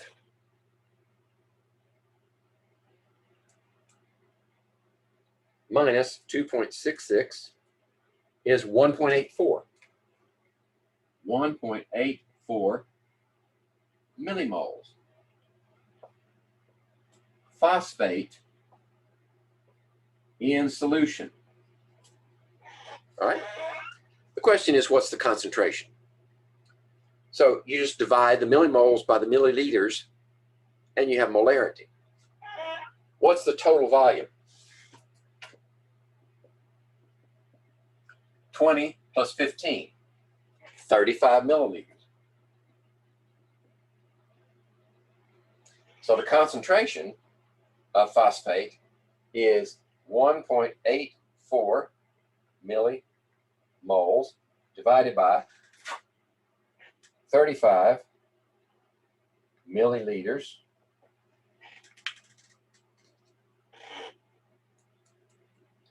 is 5.1 let's see, is it in standard notation? Yeah, it's in standard notation. Well, 5.23 times 10 to the minus 2. Wait a minute. Two significant figures. 5.3 times 10 to the minus 2.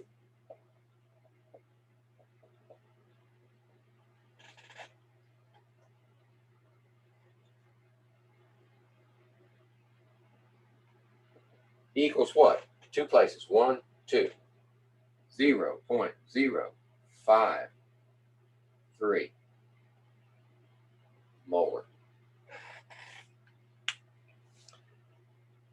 All right. Rounding error. Right. That's the closest. That's the best answer.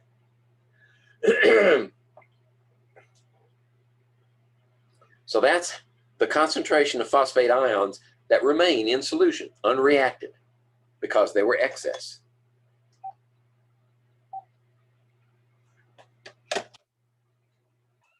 Okay. Now, that was 62. Now let's look at the 62. Let's see, I lost my place. 74. 74 uses this same set of data, I believe. Oh, no, it doesn't. Oh, we're going to do it anyway. It's the same reaction. So let's scroll down to 74. There we go. All right. Okay, since we're using different data, I can erase this stuff. I'll erase, let's see, 20, 0.3, and 15. This is 0.3 now.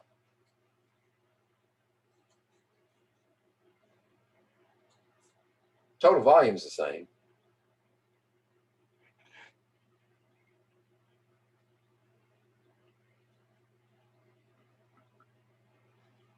We can get rid of this. We'll leave the balanced equation.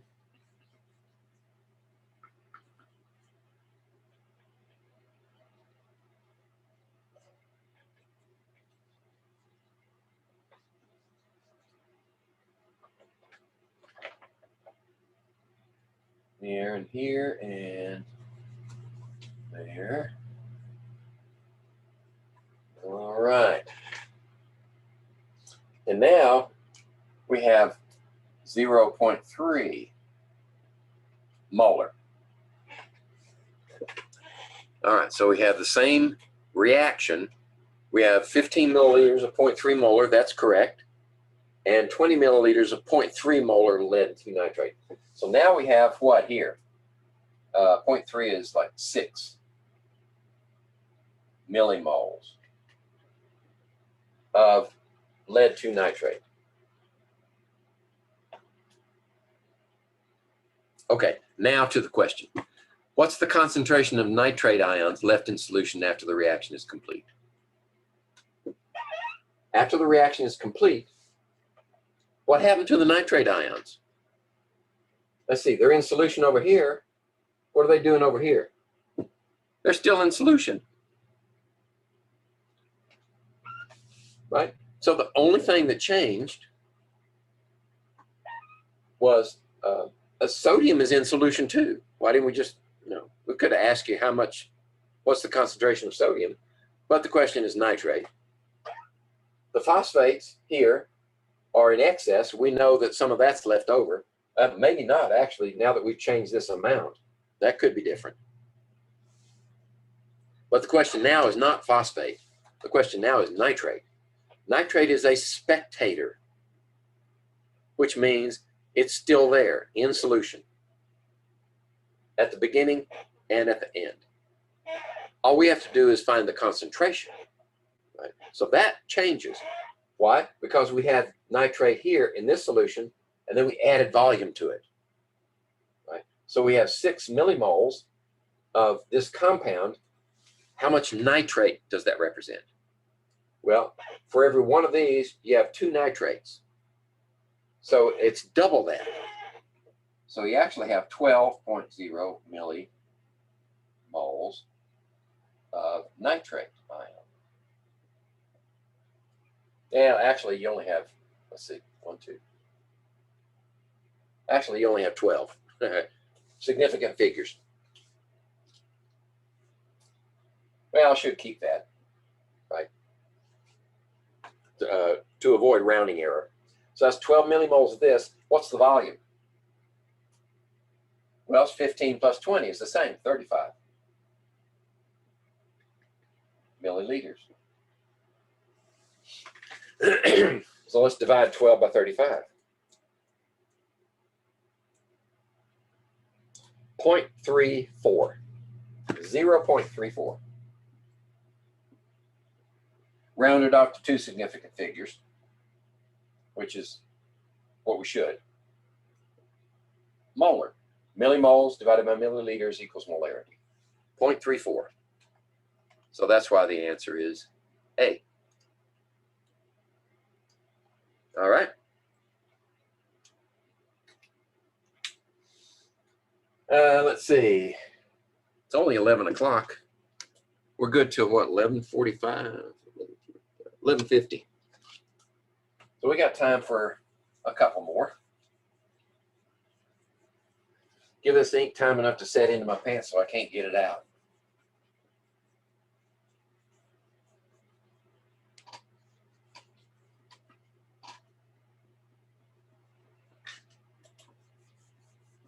Boy, this one really sticks.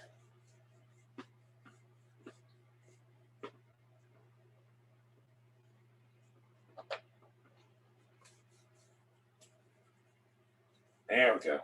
Now let me get that back on screen. Here we go. Let's see. Use this side now. Okay. So let's see if I can find something else that's informative. Let's go back to the front. Look at those that I skipped.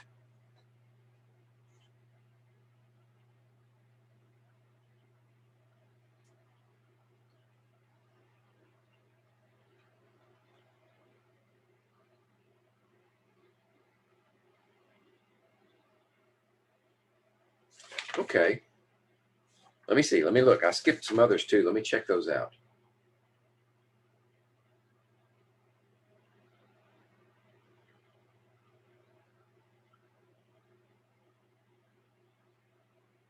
Okay.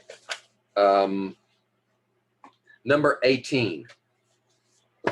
You're not ready for 18 yet, so don't even try it.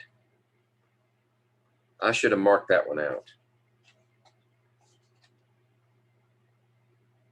Well, you could treat 18 as a bonus, but we haven't covered it. I mean, we haven't talked about gases yet, not in a way that where you can solve problems. So throw 18 out.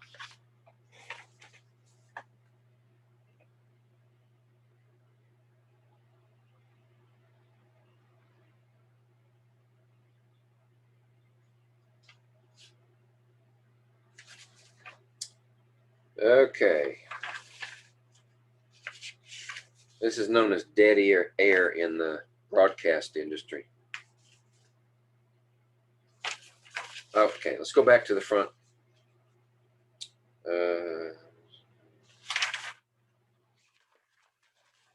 And we'll work 3. Well, 3 and 6, the same reactions, but they're different. They're different data. So let's start with 3.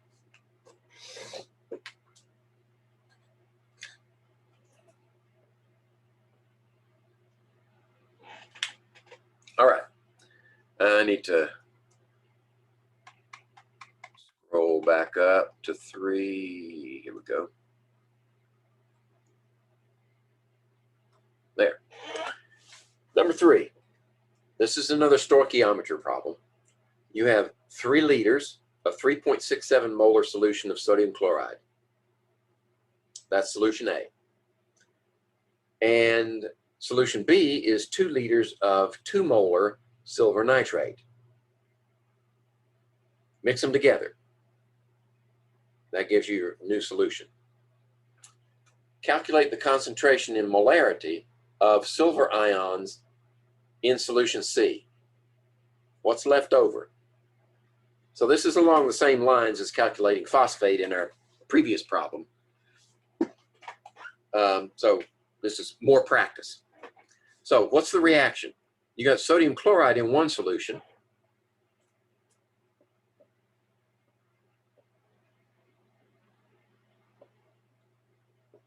And you've got what? Silver nitrate in the other solution.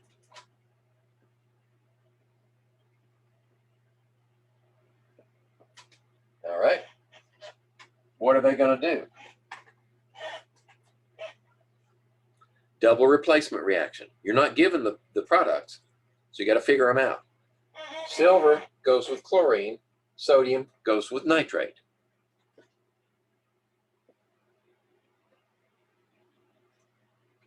Look it up. Silver chloride. Most chlorides are soluble, but there are a handful that are insoluble, and silver is one of them. Silver chloride is insoluble. And then what do you have left? Nitrate and sodium.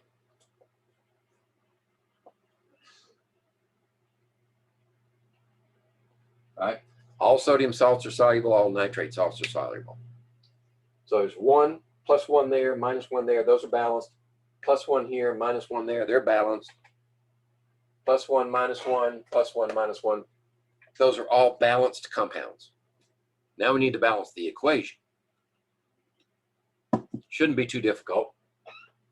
1 here, 1 here. 1 there, 1 there. 1 there, 1 there. 1 there, 1 there. It's already balanced. Okay, so now we can put in the data. What are we given? 3 liters sodium chloride, 3 liters of 3.67 molar. 3 liters of 3.67 molar. And silver nitrate is solution B, 2 liters of 2 molar.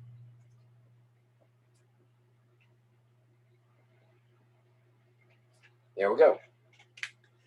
Now, what's the question? What's the concentration of silver ions in solution?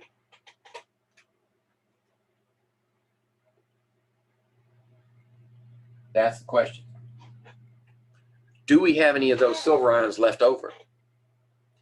If this compound is limiting, then there's nothing left over. If this compound is limiting, then there will be some of those left over. So we have to determine limiting reagent first.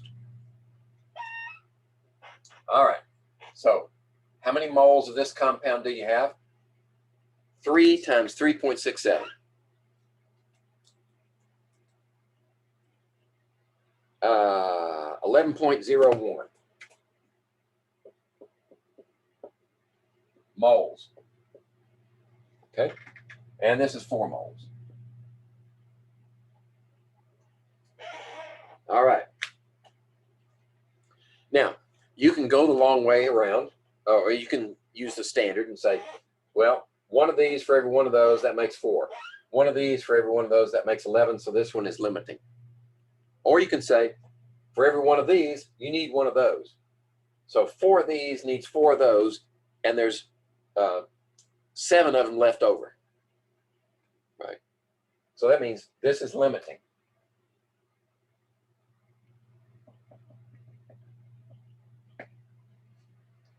All right, what does that mean as far as our problem goes? We want to know, is there any silver left over? Nope. All the silver is sequestered in that compound. So the concentration of silver in solution after the reaction,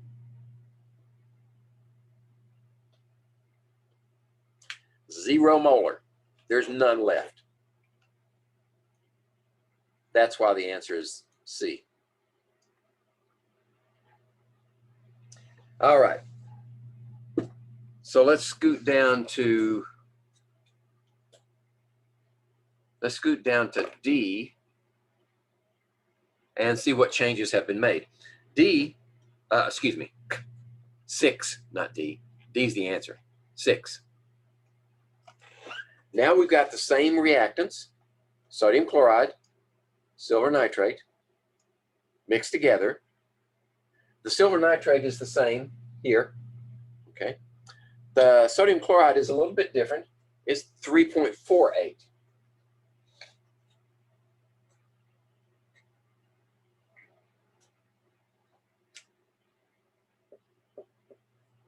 So let's go ahead and calculate that one.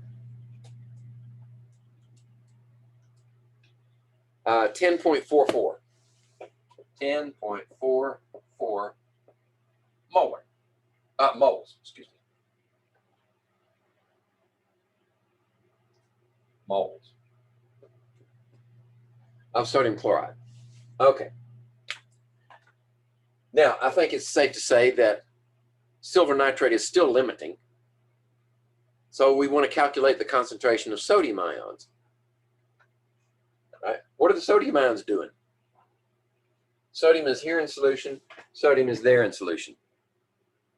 Right. Sodium does not participate in that precipitation. It's a spectator.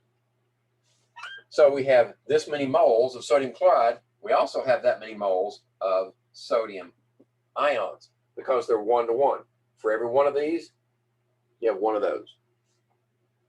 So to calculate the concentration, we need 10.44 moles of sodium ion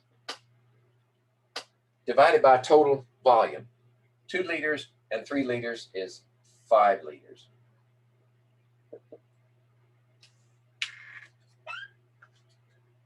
And we divide by 5 and we get 2.09 rounded off.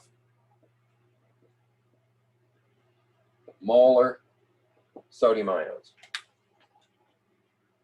And there it is right there. Okay.